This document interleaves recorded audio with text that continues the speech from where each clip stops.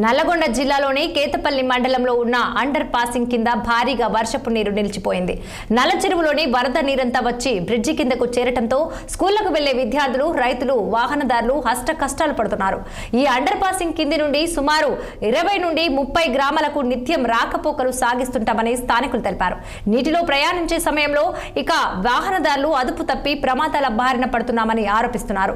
గతంలో కూడా ఇలాంటి పరిస్థితి వల్లే ఒక వ్యక్తి మృతి చెందడని గ్రామస్తులు చెబుతున్నారు. ఈ విషయంపై పలుమార్లు జీఎంఆర్ అధికారులకు, స్థానిక ఎంపీటీఓకు, గ్రామ కార్యదర్శికి మొరపెట్టుకున్నా పట్టించుకోలేదని ఆవేదన వ్యక్తం చేశారు.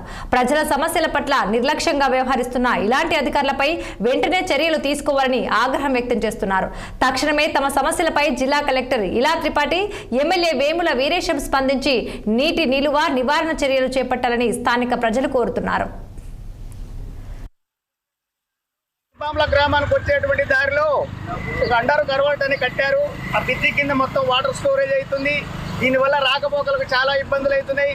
వర్షం పడిందంటే 2 నుంచి 3 ఫీట్ల నీరు నిల్వ ఉంటుంది. దీనివలన ఇక్కడికి బయటికి పోయేటువంటి వేరే గ్రామాల వాళ్ళు బండపాలెం, కొండకిందగూడెం, చెరుకుపల్లి చాలా గ్రామాలు ఉన్నాయి. ఈ గ్రామం నుంచి పోయే వాళ్ళు కూడా నకరికల్లికి వెళ్దామంటే ఈ గ్రామస్తులందరూ కూడా చాలా ఇబ్బందులు పాలవుతుండ్రు. కాబట్టి ఈ నీళ్ళకి వెళ్ళి వాహనాలు ఆగిపోవడం, కింద పడటం, దెబ్బలు తగలటం చాలా విధాలుగా ఇబ్బందులు కలుగుతున్నాయి. అండర్ పాస్ పెట్టి ఇంతవరకు కూడా వాటర్ ఈ అండర్ పాస్ నుంచి వెళ్ళి 30 గ్రామాలు పోతాయి. బీభత్సంగా వర్షాకాలం ఒక 5 ఏళ్ల నుంచి ఇదే పరిస్థితి. వెహికల్ పోరాదు, కార్లు పోరాదు. వ్యవసాయం చేసే రైతులకు కానీ అన్ని రకాల ఇబ్బందులు అవుతున్నాయి. ఎంపీడీఓ కానీ ఎంఆర్ఓ ఎవరికి ఇచ్చినా ఎవరు లెక్క చేసలేరు. జిఎంఆర్ వాళ్ళకి ఎన్నిసార్లు చెప్పినా నిమ్మకు నీరెత్తినటువంటి పరిస్థితి.